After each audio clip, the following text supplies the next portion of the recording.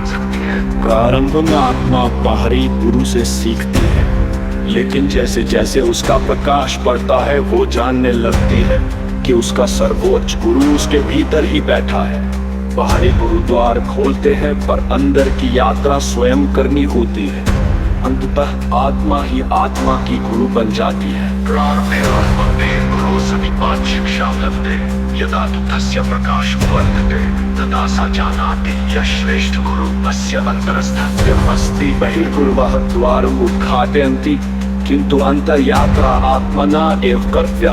अन्ते आत्मा आत्मनः एव गुरुः भवति। जब कोई व्यक्ति अचानक आध्यात्मिक रूप से जागृत होने लगता है बिना किसी साधना या गुरु के, तो क्या ये कोई संकेत होता है? क्या ये पूर्व जन्म की कोई शक्ति होती है या ईश्वरीय आदेश? जब कोई व्यक्ति बिना किसी साधना, बिना गुरु के ही अचानक जागृत होता है, तो ये कोई सामान्य घटना नहीं होती, ये ईश्वरीय आदेश का परिणाम होता है। वो व्यक्ति पूर्व जन्म के पुण्य कर्म, अदृश्य ज्ञान और मोक्ष हेतु निश्चित आत्म धर्म के कारण उस स्थिति तक पहुंचता है। ये उसका कर्तव्य होता है कि वो उस ज्ञान को बांटे और अपने कर्मों द्वारा दूसरों को मार्ग दिखाए। ये आत्मा का जागर है जो स्वयं देवता स्वरूप होकर ज्ञान और मोक्ष का मार्ग बनाता है। अदृश्यरूपं देवता रूपं ज्ञान कर्म ज्ञान रूपं मोक्षायनं अन्तर्ज्ञानं पुण्यजन्यं कर्म निजातं आत्मा यदा स्वयमेव जागृति तदा स शिवस्वरूपा सञ्जाता। क्या आत्मा को किसी विशेष साधना, मंत्र या योग के बिना भी मोक्ष मिल सकता है, या मोक्ष के लिए जरूरी है कि कोई विशेष मार्ग अपनाया जाए?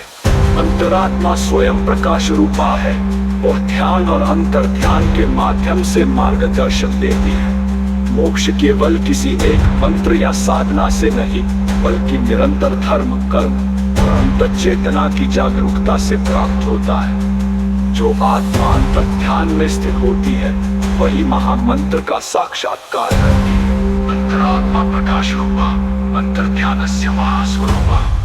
न केवलम एकेन मंत्रेण मोक्षः अपितु धर्म कर्मयो अनन्येन पालनम् च अंतर्ज्ञानस्य स्थैर्यम् आवश्यकम्।